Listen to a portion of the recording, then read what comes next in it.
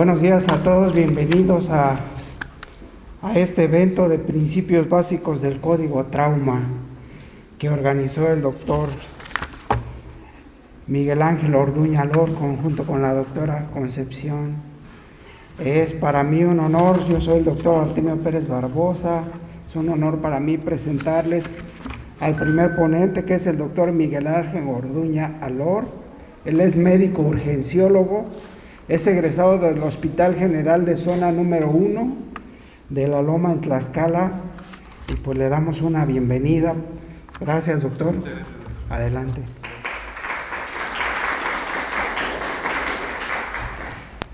Hola, ¿cómo estamos a todos? Buenos días.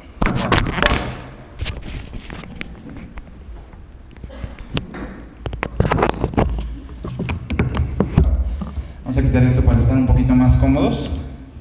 Bueno, pues vamos a iniciar con una plática que considero es bastante importante en el ámbito de que siempre hemos tenido un paciente de trauma, siempre. Yo creo que todos aquí en esta sala alguna vez hemos recibido un paciente con alguna fractura, contusión, accidente vehicular, etc.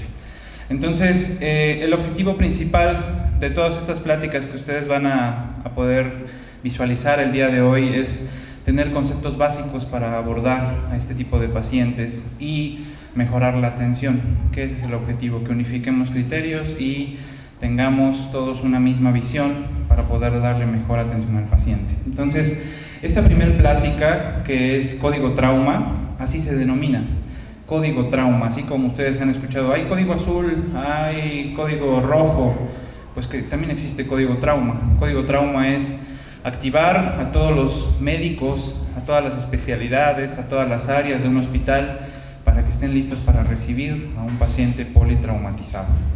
La siguiente, por favor. Muy bien, entonces los objetivos principales de esta plática pues es definir qué es Código Trauma, conocer qué es un equipo de respuesta inmediata a trauma o un ERIT, conocer la mortalidad en trauma en México, que también considero que es bastante importante porque eso nos da la pauta de qué tan relevante va a ser todo esto que vamos a ver el día de hoy, definir qué es un trauma grave y aprender el protocolo para atender a un paciente politraumatizado. No vamos a ahondar en detalles, ya digamos especificaciones en cuanto a manejo, porque es un tema bastante extenso, heterogéneo, entonces vamos a abordarlo de manera general. La idea es que ustedes se lleven lo básico y que eso lo apliquen en su día a día como personal de salud. La siguiente, por favor. Muy bien, pues ¿qué significa trauma? Trauma significa o proviene del griego herida. Aquí vemos una imagen de la película Odisea, en la cual pues un simio literalmente, no sé si alguno de ustedes la ha visto, pues mata a otro a golpes. Pues ¿qué creen que le condicionó? Pues seguramente un traumatismo craneoencefálico, ¿no?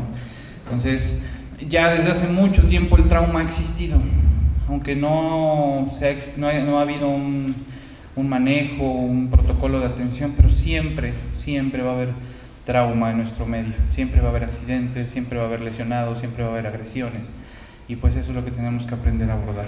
La siguiente, por favor. ¿Quién creen que atienda el trauma en México? ¿Alguien? ¿Quién será la persona que atienda trauma? Pues principalmente son los médicos de primer contacto. Hablamos desde médicos generales que están en el área de urgencias, enfermeras que están en el área de urgencias, médicos especialistas en el área de urgencias, especialidades ya como neurocirugía, como traumatología y ortopedia. Hablamos de infinidad, terapia intensiva, medicina interna, etc. Todo el mundo atendemos trauma, todo el mundo tenemos que ver en un paciente politraumatizado, porque es un paciente que necesita de todos, radiología, laboratorio, imagenología, etc. Todos necesitamos participar en un paciente politraumatizado. La siguiente. Bien, estas son algunas, gracias. Estas son algunos datos que publicó el INEGI en el 2020 en cuanto a traumatismo, en cuanto a muertes por trauma. Si nos damos cuenta, aquí está el ranking de muertes, digamos las principales muertes en el 2020, y nos vamos a enfocar obviamente en de lo que estamos hablando, que son agresiones que están en el lugar número 8, un total de 36.579 registradas, y accidentes en el número 9, con un total de 32.334. Si se dan cuenta, es bastante importante. Es muy relevante, está dentro de las primeras 10 causas de muerte en México, y eso tan solo en el año 2020. Entonces, realmente lo que tenemos que sacar de todas estas estadísticas que vamos a ver, y lo que quiero que ustedes también se lleven, es que el trauma, desde accidentes vehiculares, desde agresiones, que desgraciadamente es muy común en México, intentos de suicidio, riñas, es del día a día. Entonces, la estadística que maneja el INEGI específicamente en cuanto a trauma, pues se ha definido por todos los registros de certificados de defunción, por todos los registros en cuanto a la hoja diaria que se registra en los hospitales de atención. Y pues eso es lo que nos va dando la pauta para poder tener toda esta información. Bueno, mientras, ¿alguien de ustedes podría definirme qué es trauma grave? ¿Alguien que quiera dar algún comentario? No sé si me pueden apoyar con el micrófono. Alguien que alce la mano. ¿Qué idea o qué concepto tienen ustedes en relación a trauma grave? ¿Alguien? De los médicos, no sé si nos quieran compartir, doctor. ¿Usted alguna vez ha recibido algún paciente traumatizado? A ver si gusta pasarle el micrófono. Pues el concepto así no lo quiero como tal. No se preocupe, no es necesario. ¿Usted alguna vez ha recibido un paciente traumatizado? Sí. Sí, ok. ¿Y qué es lo más grave que usted ha recibido? Trauma abdominal con lesión de vísceras. Correcto. Vaso. Muy bien. Y bueno, realmente de esa experiencia que le quedó atendiendo este tipo de pacientes, ¿usted qué concepto le daría a la definición de trauma grave? Que pone en riesgo la vida del paciente. Así es, exactamente. Realmente ese es el concepto principal, que ponga en riesgo la vida. Un trauma que condicione falla de órganos principales, órganos diana. Estamos hablando de cerebro, pulmón, corazón, un sangrado importante que condiciona una falla circulatoria. Entonces, ese es el concepto que quiero que tengamos y que ahorita lo vamos a ver más detallado. Le agradezco mucho su participación, doctor. Muy bien, continuando entonces con la información que nos proporciona el INEGI, dentro de las defunciones por causa, si se dan cuenta, hay enfermedades y problemas en general de salud, hablamos metabólicos de todo tipo, y las causas externas, que así las define INEGI, o accidentales y violentas, representan el 7.6% de todo el total, de ese 100%, que equivale a 82.449. Una cifra bastante importante y consideraría yo alarmante. La siguiente, por favor. Muy bien, las definiciones por causas externas, según el tipo, hablamos de homicidio, hablamos de accidente, que es la cifra que veíamos previamente, por homicidio 36.579, por presunto suicidio, que también es algo muy común, y no solo en México, sino en todo el mundo, que la gente intente suicidarse y eso a veces no lo logran, y son pacientes con lesiones en cuello, cuando intentan ahorcarse, cuando intentan cortarse las venas, etcétera, y que esas cosas nos llegan a nosotros como médicos de primer contacto. Y dentro de un evento de intención no determinada, es decir, que no hay una causa específica, son muchas causas, hablando de trauma, tenemos por arma de fuego, por contacto traumático con arma blanca, por ahogamiento y sumersión, ahorcamiento, estrangulamiento y sofocación, exposición al humo, fuego o llamas, que también es algo muy común y que también es trauma, el paciente quemado que sufre una lesión por onda expansiva, por quemadura de vía aérea, etcétera. Todo eso es paciente politraumatizado. Envenenamiento por exposición a sustancias nocivas, vehículo por accidentes vehiculares, por caídas y por otros medios no especificados, que bueno, eso ya es estadística que el INEGI no tiene muy clara. La siguiente, por favor. Defunciones por accidente según el medio de lesión, lo más común, y que realmente si ustedes se dan cuenta es lo que más nos llega, accidentes vehiculares. Que sufrió atropellamiento, sufrió un accidente, un impacto vehicular frontal, lateral, salió proyectado del vehículo, y eso es lo que más nos llega. De ahí pues ya viene todo lo demás, que son caídas, ahogamiento, envenenamiento, exposición a humo, fuego, ahorcamiento, contacto traumático con arma blanca, arma de fuego y no especificados.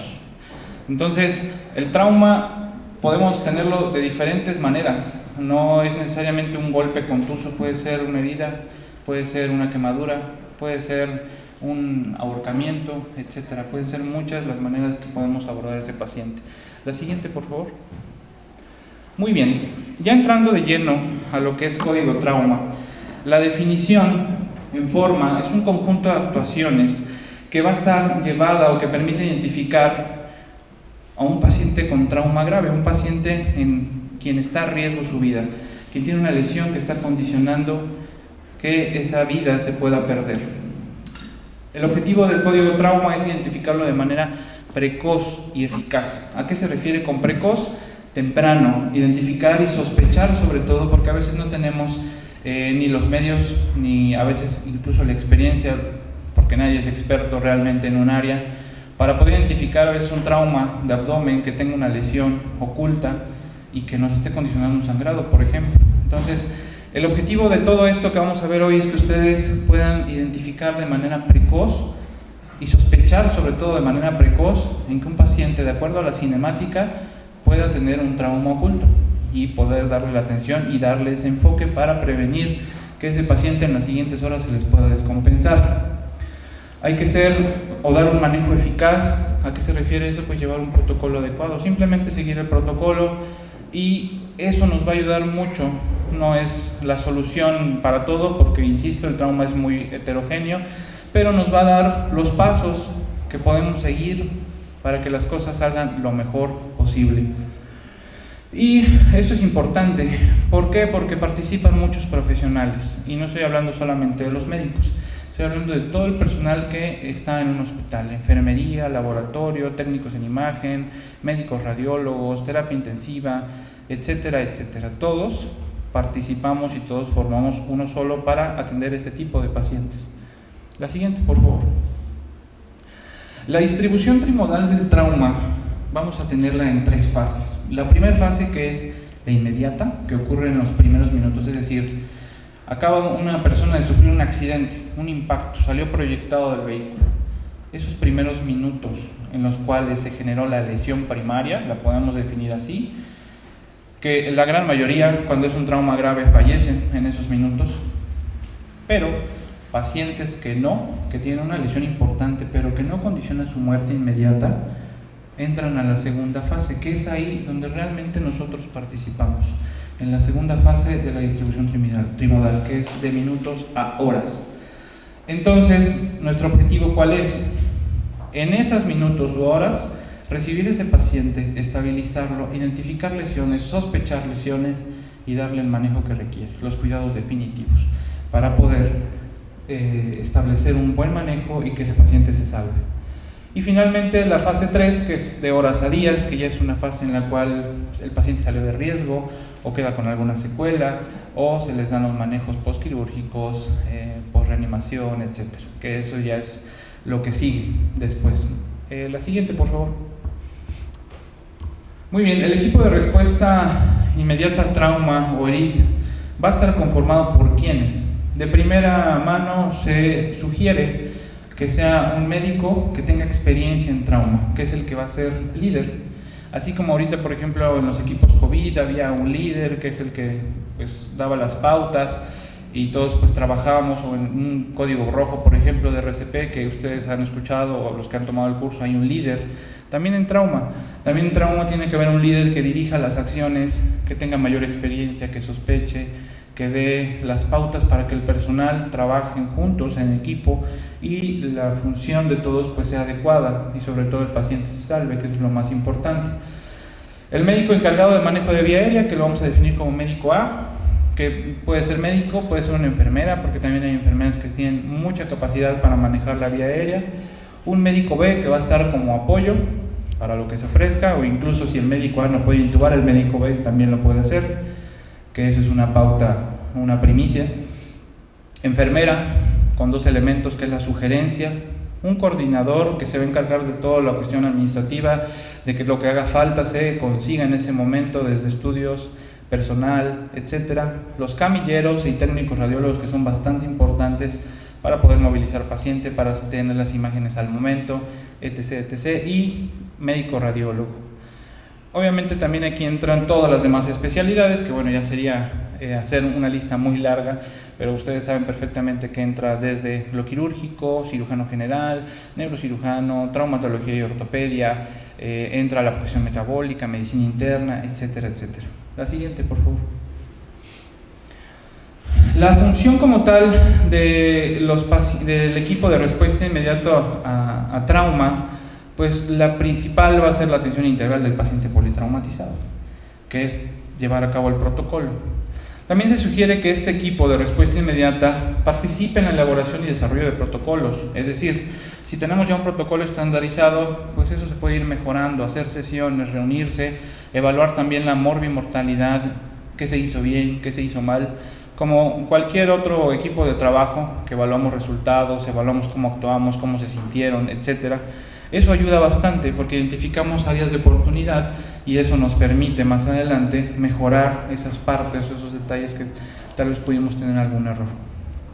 Detectar y reforzar áreas en las cuales, como les explicaba, son puntos de oportunidad, y trabajar si alguien, por ejemplo, del equipo no se siente seguro en el manejo de vía aérea, pues darle la capacitación entre todos, reforzar esa área para que el equipo esté al 100%, y promover la formación de más personal que se pueda capacitar y participar en este tipo de códigos. Es decir, que no solamente tengamos a 5 personas capaces y que si no son ellos no hay nadie más. El objetivo es que un gran porcentaje del hospital o del área donde trabajamos tenga capacidad de responder y de formar un equipo de respuesta inmediata a trauma, que eso sería lo ideal. Les preguntaba hace un momento, hay muchas definiciones, pero para que esto quede un poco más claro para ustedes, vamos a tomar esta escala que es el Trauma Score, que es una escala que se ocupa mucho en España. Ellos ya implementaron y tienen muchos hospitales en donde han implementado código trauma y pues ya tienen más experiencia en cuanto a esta función y cómo llevar a cabo este tipo de situaciones. Entonces toman esta escala que es Trauma Score, el cual toma 3 parámetros, que es la escala de Glasgow, la presión arterial sistólica y la frecuencia respiratoria. ¿Por qué? Están evaluando sistema nervioso, sistema circulatorio y respiratorio. Si hay algún compromiso importante, que desgraciadamente a veces es lo que más se lesiona en un paciente politraumatizado por choque hipovolémico, por una lesión miocárdica, por un neumotórax, hemotórax o por un traumatismo craneoencefálico severo, es lo que más se ha visto, les ayuda a identificar un trauma o una persona que tenga un potencial riesgo de pérdida de su vida. Entonces, estos 3 parámetros les vamos a dar una puntuación. Si tiene los parámetros más altos, es decir, casi en normalidad, le vamos a dar 4 puntos. Y a partir de ahí, conforme va bajando la escala de coma de Glasgow, tenemos un 9 a 12, 6 a 8, 4 a 5, hasta 3, la puntuación va bajando. Lo ideal es que sea mayor de 12 o igual a 12 siempre. Si empieza a bajar este puntaje, entonces eso nos empieza a alarmar. Entonces tengan mucho cuidado, hay que empezar a pensar qué puede estar pasando. Si llega un paciente con una presión arterial sistólica baja, pues seguramente está sangrando por algún lado, y si no tiene un sangrado evidente, una fractura expuesta, si no hay una herida penetrante, hay que sospechar en ese momento que hay algún lado, que casi siempre va a ser abdomen, que está sangrando, y hay que enfocarnos en darle la atención y hacer una buena exploración y interrogatorio para también conocer la cinemática. Y si tiene una frecuencia respiratoria baja o llega taquipneico, etcétera, eso también nos va a condicionar pensar que puede haber un problemita pulmonar y hacer los estudios pertinentes. La siguiente, por favor. También tenemos, dentro de esta definición de trauma grave, vamos a ver criterios anatómicos, criterios por edad, criterios por cinemática de la lesión. Entonces, enfocándonos en criterios anatómicos, todo paciente que presente una lesión penetrante en cabeza, cuello, tronco o parte proximal de miembros, considérenlo como un trauma grave. Tórax basculante, es decir, que tenga una fractura de tórax importante, un tórax inestable. Eso nos habla de que seguramente hay compromiso pulmonar. Amputación proximal de muñecas, 2 o más fracturas en húmero o fémur, fracturas abiertas o deprimidas en la bóveda craneal, fractura con sospecha de afectación vascular, una lesión importante que condiciona un sangrado en ese momento, fractura de pelvis, que eso es algo también muy delicado y que se debe de dar una prioridad en el manejo, parálisis o parestesia de algún miembro torácico, miembro pélvico, quemaduras de más del 10% de la superficie corporal o lesiones por inhalación e inmersión prolongada. Si tenemos algún paciente con alguno de estos datos clínicos, a la exploración, al interrogatorio, entonces consideren un trauma grave, hasta no descartar lo contrario. Esa es la sugerencia. La siguiente. Bien, dentro de los criterios de riesgo basados por el mecanismo de lesión, es decir, por la cinemática del trauma, hablamos de que si una persona sufre una caída de más de 3 metros, pues seguramente va a tener una lesión importante. Puede ser cerebral, puede ser en tórax, puede ser una fractura, etc. Siempre, si ustedes identifican o les llega un paciente con un dato así, tengan mucho cuidado y hagan una buena evaluación. Un accidente de automóvil, sobre todo cuando hay una deformación mayor de 30 o de 50%, 30 en impactos laterales y 50 en impactos frontales del vehículo. Cuando la persona sale proyectada, cuando hay accidentes a más de 45 kilómetros por hora, eso nos habla de que es un trauma de alta energía y eso condiciona muchas lesiones que tenemos que sospechar de acuerdo a lo que encontremos. Es decir, si ustedes tienen un impacto frontal, ustedes van manejando, imagínense, chocan de frente, su vehículo se sume aproximadamente 50 centímetros, la persona no llevaba dispositivo de seguridad, sufre un impacto frontal con el volante, la cabeza se estrella contra el parabrisas, las piernas al momento del accidente que intentan como detenerse, puede sufrir una fractura en el fémur. Son muchas situaciones que tenemos que evaluar de acuerdo a la cinemática del trauma y que eso nos da mucho la pauta para poder pensar qué lesiones puede tener. Si tuvo una contusión, por ejemplo, con el volante, ¿qué pensarían? Pues un trauma de tórax, una fractura costal, una contusión miocárdica, un taponamiento cardíaco, hemotórax, neumotórax, etc. Si tuvo una contusión 30 centímetros esa puerta, ¿qué pensaríamos? Un trauma abdominal. Si fue del lado izquierdo, por ejemplo, era el conductor, pues sospechar en un trauma en vaso, si es que el paciente llega chocado, etc. Ustedes tienen que ir armando la estructura para poder identificar lesiones y establecer diagnósticos. Si es un peatón que sufre un atropellamiento o un ciclista, si es un accidente en motocicleta, que también es importante cuando no llevan casco de seguridad, cuando van a una velocidad de 32 kilómetros por hora o más, cuando sale proyectado o en su defecto cuando es una explosión y la persona sale proyectada por la onda expansiva. Entonces, todo este tipo de situaciones, cuidado, considérenlo trauma grave. No se queden con que, no, pues el paciente viene caminando, muchos llegan así, y se los digo por experiencia, llegan caminando y a las 2 horas están chocados, porque traen una lesión, traen una fractura, que no identificamos, y si no hacemos una buena exploración, eso se puede ir para abajo, ¿ok? La siguiente, por favor. Criterios por riesgo de edad o comorbilidad. Cuando son mayores de 55 años o menores de 5 años, tengan mucho cuidado. Cuando es un pediátrico, cuando son una persona ya adulto mayor, que la fisiología, la anatomía cambian mucho y eso puede hacer que incluso pensemos que no tiene nada. Por ejemplo, un niño que normalmente su frecuencia cardíaca es un poco más elevada, que la respuesta fisiológica a un trauma, a una hipovolemia es un poco más estable, es decir, resisten un poquito más. Y si no hacemos una buena exploración y desde que llegan, pues está como si nada, no tiene nada. No, mira, observación y un ratito le de alta. Y a las pocas horas está chocado. ¿Por qué? Porque son más resistentes a la pérdida de volumen, más resistentes a otro tipo de situaciones y tenemos también que estar conscientes de eso. Una persona adulto mayor que a veces son hipertensos, diabéticos, etcétera, La frecuencia cardíaca a veces es diferente, de acuerdo también a las comorbilidades que tenga, si toma algún medicamento beta bloqueador, etc. Todo eso nos puede alterar los signos vitales y nos puede confundir, y podemos pensar que todo está bien y no está bien. Por eso la importancia también de evaluar bien ese paciente por cinemática y por comorbilidades y por la exploración física.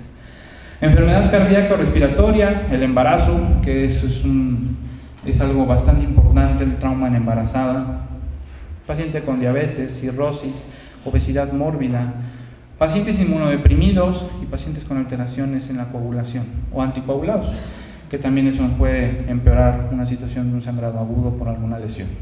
La siguiente, por favor. Muy bien. Entonces, ya definiendo este punto que es el trauma grave, vamos a entrar de lleno ya al protocolo de atención de un paciente politraumatizado.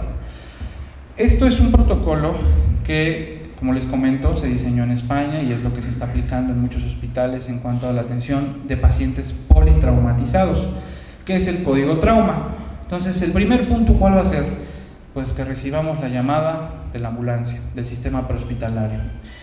Recibimos la llamada, tenemos un paciente masculino de 65 años que sufrió una volcadura, lo encontramos inconsciente con un Glasgow de 5, ya lo intubamos, va chocado con hipotensión, frecuencia cardíaca de tanto, va para allá. En ese momento se activa el código trauma. En ese momento en el hospital de recepción nos preparamos, y si no estamos en un hospital, estamos en una clínica, aún así nos preparamos para recibirlo, estabilizarlo y mandarlo, que eso es lo que vamos a ver más adelante.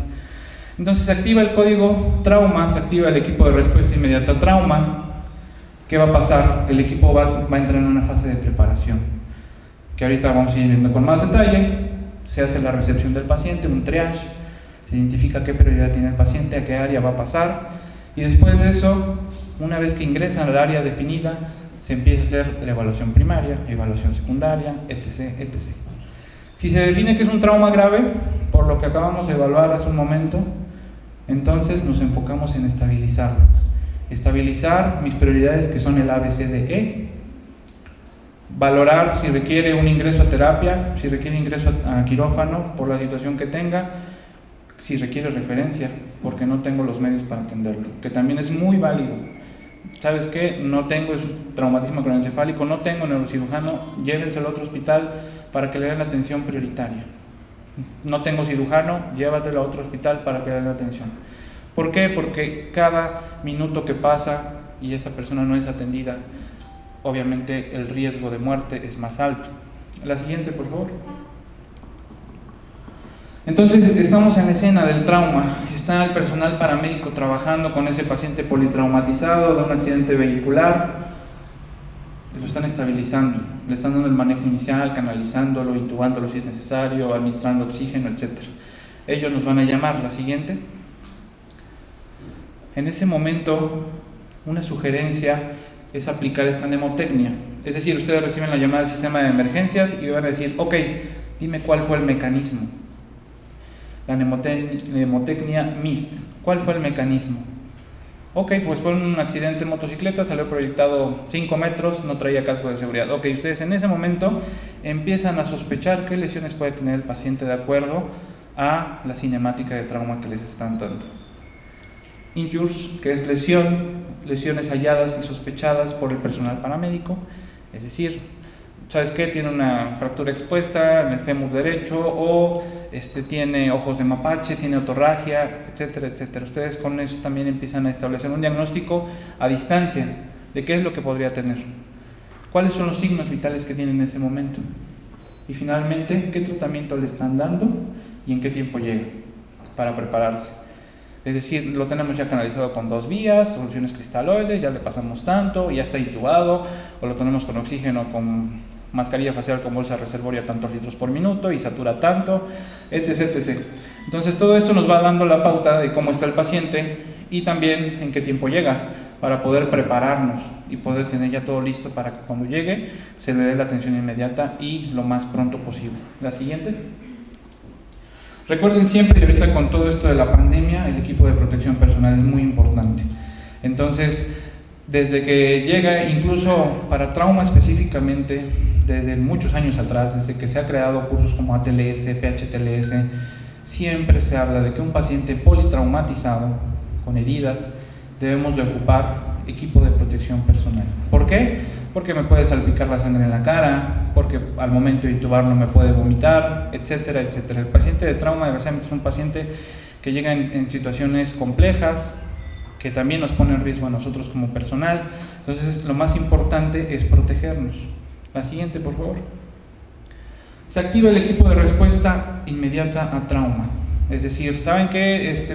Oiga, doctor cirujano, va a llegar un trauma de abdomen probable. Por favor, necesito que esté aquí. O un traumatismo craneoencefálico severo, le hablamos al neurocirujano. O tenemos un paciente que requiere ingreso a terapia intensiva, se alista todo en la terapia, tenemos listo el ventilador, todo listo, para que cuando llegue se estabiliza y lo pasamos. Laboratorio listo, imagenología listo, todos los servicios que puedan brindar atención en ese momento al paciente, listos para que la atención sea efectiva. La siguiente, por favor. Entonces, la fase de preparación siempre es importante tener un área disponible, es decir, tener mi área de choque, que es lo ideal, con carro rojo, con mi equipo de vía aérea listo. Hablamos de ese tubo, laringoscopio funcional, equipo de vía aérea quirúrgica. Si es una vía aérea difícil, tener una mascarilla laringea. Si tenemos fast track, una mascarilla fast track. Si tenemos equipo para hacer una cricotiroidectomía, pues tenerlo listo, tener aspirador, etcétera, etcétera. Tener soluciones cristaloides tibias. ¿Por qué? Porque la gran mayoría de los pacientes politraumatizados va a llegar con hipotermia por la exposición al ambiente. Entonces, recuerden ustedes, dentro de la tríada letal, pues la hipotermia es algo que complica mucho las situaciones en un paciente politraumatizado. Entonces, lo importante es evitar que ese paciente esté hipotérmico. Por eso se sugiere que sean soluciones tibias. ¿Tibias cuánto? Realmente no hay un rango específico en cuanto a temperatura.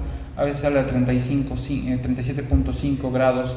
Pero lo que más se sugiere por experiencia es calentar las soluciones. Lo pueden hacer en baño María, lo pueden hacer en un horno de microondas, y que sea tolerable al tacto por la persona que lo está calentando, que no queme. Se recomienda como la temperatura ideal para que se le administre a ese paciente dentro de la reanimación inicial cuando llega y no condicione más hipotermia. Sistemas de monitoreo adecuado, tener mis monitores listos, oxímetro listo, derivaciones, si requiere un electrocardiograma, todo listo. Y sobre todo tener todo el protocolo ya bien listo, a todo el personal listo esperando, todos vestidos, para que cuando llegue inmediatamente se pasa al área indicada y se le empieza a dar la atención. La siguiente, por favor. Se realiza el triage, que eso es lo más importante desde que llega, que incluso eso lo pueden hacer ustedes desde la llamada. Si le dicen, ¿sabe qué? El mismo paramédico les va a decir, tengo un paciente prioridad 1, un paciente grave, un paciente con código rojo, que requiere reanimación prácticamente. Entonces, en ese momento ustedes se alistan con todo. Ustedes, al momento de que llegue el paciente, establecen la prioridad de acuerdo a la gravedad, signos vitales, mecanismo, etcétera, y lo pasan a área de choque, lo pasan a área de observación, lo pasan a corta estancia, por ejemplo, si están en una institución, y eso pues les va dando la pauta para también no saturar áreas que requieran más adelante tener esa disponibilidad de espacio. La siguiente. Muy bien, entonces entramos ya de lleno a lo que es la evaluación primaria. La evaluación primaria consta de esas 5 letritas que ven ustedes. Estas 5 letras corresponden a prioridades que vamos a establecer desde que llega el paciente. La primera, que es la A, es vía aérea y control cervical. Es decir, desde que llega el paciente yo lo voy a evaluar y voy a determinar si tiene compromiso de la vía aérea, si tiene obstrucción, si puede hablar. La manera más fácil de evaluar local es pues, que llegue hablando, que al momento de que llega lo interrogo y ese paciente interactúa conmigo. Significa que la vía aérea no está comprometida, que ese paciente respira, que no tiene obstrucción, que no tiene ningún compromiso que condicione que no pueda respirar adecuadamente o que esa vía aérea no esté permeable. Después de eso es el control cervical. Recuerden ustedes que todo paciente politraumatizado tiene una lesión en columna cervical hasta no demostrar lo contrario, como lo demostramos con un estudio de imagen. Pero mientras se evalúa, se revisa el cuello, la columna, que eso es muy importante dentro de la evaluación primaria, identificamos lesiones probables datos de fractura, etc. Pero de primera instancia, ¿qué vamos a hacer? Es control cervical, ponerle un collarín. Que la gran mayoría de los pacientes, cuando llegan ya por una atención prehospitalaria, ya traen un protocolo de trauma, traen un collarín. Entonces, a veces no hay tanto problema, pero si no lo traen, ustedes desde que llega es control cervical, lo pasan con control cervical al área o a la camilla de su hospital y en ese momento le ponen un collarín para que estabilicemos esa columna. B, respiración, pulmones. Si ya descarté que la vía aérea estuviera obstruida, ya hice un buen control cervical, ahora reviso pulmones. ¿Cómo los ausculto? ¿Cómo encuentro el tórax? ¿Cómo se mueve adecuadamente? ¿Tiene datos de fractura? ¿Tiene alguna deformación? ¿Tiene alguna herida penetrante? ¿Algún dato de trauma contuso? Identifico y estabilizo. Este es el objetivo principal de la evaluación primaria. Si el paciente no trae la vía aérea permeable, ¿qué hago? Pues lo intubo en ese momento, obviamente si cumple los criterios, o se pone oxígeno, o permeabilizo la vía aérea, pongo una cánula de Guedel, una nasofaringia, etc., de acuerdo a la situación que se me presente. En B, si identifico que el paciente tiene datos de neumotórax, hemotórax, en ese momento, ¿qué hacemos? Si es un neumotórax de tensión, la urgencia es descomprimir ese neumotórax de tensión. Entonces, algo importante que maneja mucho incluso el curso ATLS es, yo no puedo pasar de A a B si no he estabilizado A. Es decir, si ese paciente tiene compromiso en vía aérea, no puedo estar revisando ya B. Primero estabilizo A y ahora sí paso con la que sigue, que es B. Después de B sigue C, que es circulación.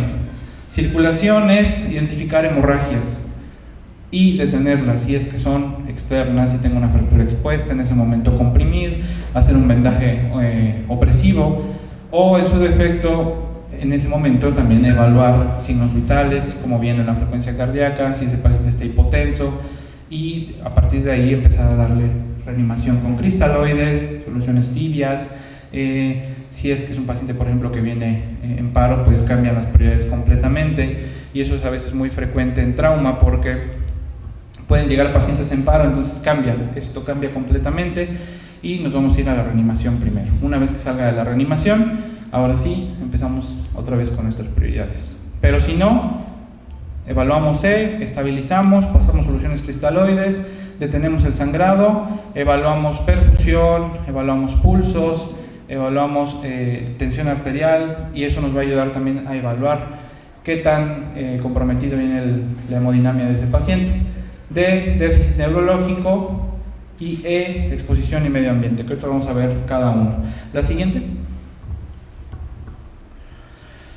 La evaluación inicial debe ser repetida muchas veces. De hecho, ustedes van a ver durante el transcurso final de esta presentación es que lo más importante en un paciente de trauma es, ya lo revisé, ya con eso, ya que lo estabilicen, ya me voy. No. Se tiene que estar haciendo reevaluaciones. Hago mi evaluación primaria, secundaria, y después de eso hago reevaluaciones por lo menos cada 10 minutos para identificar que ese paciente no se inestabilice. La siguiente. La evaluación inicial es un abordaje sistematizado, es un protocolo. Voy a seguir una serie de pasos para obtener un fin, que ese fin, ¿cuál es? Estabilizar ese paciente. Obviamente seguro para mí, seguro para el paciente, que sea efectivo y que brinde la mejor atención. La siguiente, por favor. Entonces la evaluación primaria va a ser, o la evaluación inicial va a constar de una revisión primaria, que es lo que estamos o evaluamos ahorita y que vamos a hacer paso por paso. Los anexos de la revisión primaria, que son estudios que podemos tomar después de estabilizar estos 5 puntos. Puedo tomar estudios que son prioritarios para poder ayudarme a seguir estabilizando ese paciente y a tener más idea de lo que puede tener.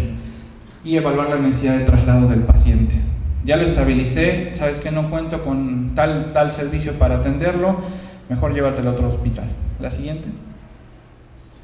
Entonces, lo que les explicaba, paciente politraumatizado, vía aérea, permeabilizo vía aérea, obviamente siempre cuidando el control cervical, siempre. Poniendo collarín, si es un paciente de trauma, con tabla rígida para poder darle la atención. La siguiente. A y B, recuerden ustedes que siempre va a haber peligros latentes. ¿Qué significa eso? Pues situaciones que se nos pueden pasar y que pueden condicionar que ese paciente esté complicándose o se deteriore rápidamente. Una es que falle mi equipo, que antes no me prepare y a la mera hora no tengo luz en el laringoscopio, no tengo aspirador y el paciente me acaba de vomitar y ya broncoaspiró y ya no veo la vía aérea. Son situaciones que pasan y que tenemos que prevenir. Intubación fallida, desde que, ¿sabes qué? Tiene una vía aérea difícil, no puedo intubarlo, no me siento, ya 2 intentos, no me siento capaz. Es muy válido decirlo, que llegue alguien más que tenga más experiencia o alguien fresco y que lo intente para poder darle la atención inmediata a ese paciente. Entonces también es muy válido hacer eso. Pérdida progresiva de la vía aérea, que llegue el paciente y digamos, no tiene nada, pues el paciente está muy tranquilo, ponle unas puntas nasales y a los 10 minutos empieza con un compromiso. Bueno, a los 10 minutos vomita, porque era un paciente con traumatismo y en ese momento vomita, broncoaspira y ahí se complica todo y empezamos a tener una pérdida de esa vía aérea permeable. Entonces son situaciones que tenemos que estar muy al pendiente. La siguiente, por favor. Lo que les explicaba de circulación, evaluar conciencia, perfusión de la piel y pulsos y controlar el sangrado. Eso es un estándar que se maneja ya de manera general en México en la atención de pacientes. Ya a veces no es necesario tener un monitoreo arterial, medir la presión de la vena cava, etcétera. Simplemente con evaluar la perfusión, el llenado capilar, los pulsos periféricos y el nivel de conciencia, tenemos un parámetro no invasivo y rápido de cómo está la hemodinamia de ese paciente. Y pues de tener control, hacer un buen control del sangrado. La siguiente, por favor. El déficit neurológico, lo más importante que vamos a hacer aquí, no vamos a hacer un examen neurológico detallado, pero sí vamos a evaluar Glasgow, vamos a evaluar las pupilas, que es importante, eso nos da una pauta para saber si ese paciente tiene un deterioro, para saber si es un paciente que tenga un Glasgow menor a 8, que esa es la premisa. Para un paciente politraumatizado Glasgow igual o menor a 8, se sugiere mejor manejo de vía aérea avanzada, es decir, intubarlo, porque hay un riesgo de que una pérdida progresiva de la vía aérea, de que broncoaspire, de que tenga una falla mayor. Entonces, un Glasgow menor a 8, sugerencia, intúbenlo. Para eso hacemos la evaluación de la escala de coma de Glasgow y también las pupilas nos ayudan a identificar, obviamente a sospechar de que hay una lesión cerebral en ese momento si no tenemos un tomógrafo, pero con esos 2 datos ya podemos tener una sospecha y podemos con eso también en un momento dado referir al paciente si no tenemos los medios. La siguiente. La exposición, que es algo muy importante, lo que les explicaba, evitar la hipotermia. Siempre desde que llegue el paciente politraumatizado lo exponemos, quitamos ropa. Es importante tener un campo completo de su cuerpo, visualizar las lesiones, los golpes, las fracturas, todo lo que pueda tener para que le pueda dar el manejo inmediato. Entonces, evitar la hipotermia, que muchas veces está presente desde que llega el paciente y que se puede desarrollar después de la atención del paciente, si es que no lo prevengo, si es que le paso soluciones cristales a medio ambiente, obviamente eso va a condicionar hipotermia, si es que no lo tapo, si es un paciente con choque hipovolémico, pues obviamente hay que mantener lo más normal esa temperatura en lo que se estabiliza. La siguiente. Dentro de los anexos de la revisión primaria tenemos, primero que nada, la monitorización, que es lo más inmediato, desde que llega, empezar a monitorizarlo, saturación, presión arterial, derivaciones cardíacas, gasometría arterial que se sugiere, si es que la tenemos disponible, una vez ya estabilizado, eso que quede muy claro. Colocar una sonda nasogástrica para descomprimir por el riesgo de broncoaspiración o de que vomite el paciente y una sonda Foley. Con la sonda Foley, y eso ya lo veremos en el tema de trauma de tórax, abdomen y pelvis, hay ciertas indicaciones, no a todos los pacientes les vamos a poner sonda Foley, si es que presentan ciertos datos, que eso lo vamos a ver más a ratito. La siguiente. Anexos de la revisión primaria, estudios, radiografía de tórax, que la podemos hacer portátil si tenemos la disponibilidad, pelvis, y si tenemos también la disponibilidad en un estudio de ultrasonido FAST, que es evaluar cámara pericárdica o espacio pericárdico, espacio hepato-colónico, espleno colónico, subcostal o el pericárdico y suprapúbico. Si nosotros identificamos en alguno de estos focos líquido libre, es casi seguro que ese paciente tiene algo en el abdomen, traumatizado, contundido, que está sangrando. y es sugerencia inmediata para la parotomía. La siguiente. Una vez estabilizado el paciente, si no cuento con los recursos, trasládenlo, eso es lo mejor. Si cuento con todo lo necesario, se queda el paciente, lo ingresamos a terapia, a quirófano, etc. La siguiente. La evaluación secundaria. Ya hicimos una evaluación primaria, evaluamos A, B, C, D. Ahora viene la evaluación secundaria. La siguiente. Utilizar ya otro tipo de estudios. Una vez que ya está estabilizado el paciente, ya podemos hacer o echar mano de otros estudios. Un monitoreo por reanimación, una evaluación y reevaluación continua y el tratamiento definitivo, que es ya donde vaya el paciente finalmente. La siguiente, por favor. Entonces, la evaluación de secundaria, vamos a hacer una nueva evaluación física de cabeza a pies. Voy a revisar desde la punta del cráneo hasta la punta de los dedos, identificando si hay lesiones, contusiones, heridas, fracturas. Ahora sí, con toda la calma del mundo, ya estabilizado, intubado, ya le puse sonda endopleural, etcétera, etcétera, ya lo puedo hacer tranquilamente. Hacer una historia clínica completa y una reevaluación de signos vitales. La siguiente. Entonces, recordar con lupa, hacer una exploración de ese cuerpo, detalle a detalle, de frente y voltearlo, es muy importante. A veces cometemos el error de que llega el paciente y lo revisamos por arriba, pero por atrás tienen una contusión, tiene un hematoma, tiene escalonamientos en la columna que no identificamos, trae un trauma raquimedular y eso es muy delicado. Entonces hay que estar muy al pendiente de hacer revisiones detalladas. La siguiente. La historia clínica, igual recomendación utilizar esta mnemotecnia que se llama amplia, en la cual evaluamos alergias, preguntamos medicamentos que esté utilizando, que eso es muy importante para saber si eso no condiciona alguna complicación en el manejo, patologías que tenga asociadas si está embarazada, en caso de que sea mujer. Recuerden siempre, de preferencia, paciente femenino que les llegue con trauma, es hacerle prueba de embarazo. Aunque les diga que no, aunque les diga que ya pasó su fecha, etcétera, háganle prueba de embarazo porque a veces dan unas sorpresas que obviamente también complican mucho la atención. La última libación, la última comida que tenga, ambiente relacionado con lesiones y eventos, es decir, cinemática, si hubo alguna otra situación que no les han explicado, por ejemplo, los paramédicos, volver a preguntar, eso es muy importante. La siguiente. Vienen los estudios para la revisión secundaria, que ya estamos más tranquilos, ya está más estabilizado, que es la radiografía de columna cervical, ahora sí, radiografías de extremidades, descartar fracturas, si hay luxación, etcétera, tomografía de cráneo, tomografía de columna, en caso de que se requiera. Digo, esto es ya decisión del médico, de acuerdo a su evaluación primaria, la exploración física en la revisión secundaria, él determina qué estudios se requieren. La siguiente. Hacer una reevaluación, por lo menos cada 10 minutos. 10 minutos yo les sugiero, si ya estabilizaron a su paciente, a los 10 minutos vuelvan a evaluar. A los 10 minutos vuelvan a evaluar hasta que obviamente llegue a los cuidados definitivos, ya se les dará la atención. Pero si ustedes lo tienen en su área de urgencias, en el área de consultorio, etcétera, esténlo reevaluando.